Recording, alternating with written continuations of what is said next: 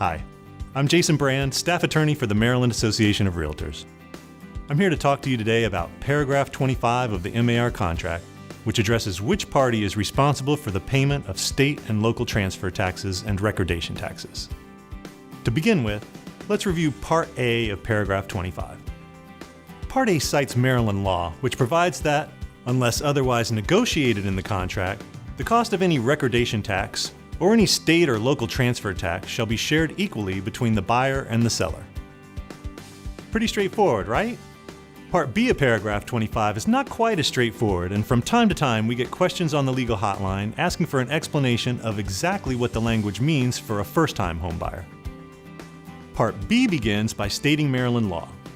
The law says that the entire amount of recordation and local transfer tax shall be paid by the seller of property that is sold to a first-time Maryland homebuyer, unless there is an express agreement that the recordation tax or any local transfer tax will not be paid entirely by the seller.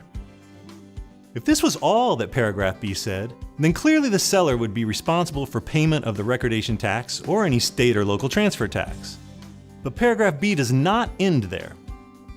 Paragraph B continues, and in fact, the next section of paragraph B under the heading Recordation and Local Transfer Tax actually creates an express agreement between a first-time Maryland homebuyer and a seller, where both parties agree that the recordation and local transfer taxes will be shared equally, rather than being paid entirely by the seller.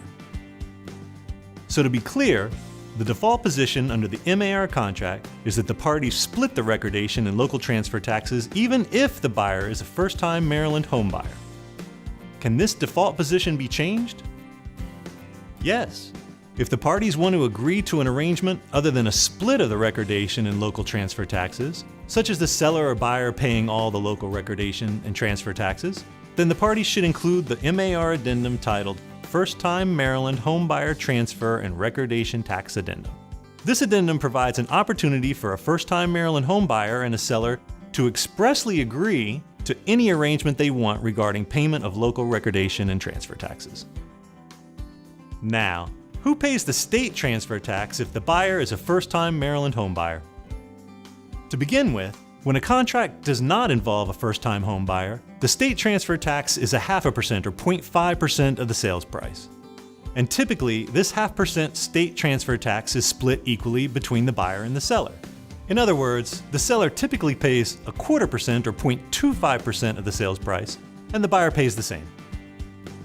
However, when the buyer is a first-time Maryland homebuyer, the state waives the buyer's portion of the state transfer tax. In other words, the first-time homebuyer's portion of the state transfer tax is 0. The seller is not exempt from paying their 0.25% of the sales price as a state transfer tax. Finally, let's be clear on exactly who is a first-time Maryland homebuyer. A first-time Maryland homebuyer is defined as an individual who's never owned residential real property that has been the individual's principal residence in the state of Maryland. Remember that all buyers listed on the contract must qualify under the first-time Maryland homebuyer definition. So for example, if two buyers were listed on a contract, and one of the buyers had previously owned a home in Maryland, and the other buyer had never owned a principal residence in Maryland, then the buyers would not qualify as first-time Maryland homebuyers. I hope this helps you with your understanding of transfer charges under the MAR contract.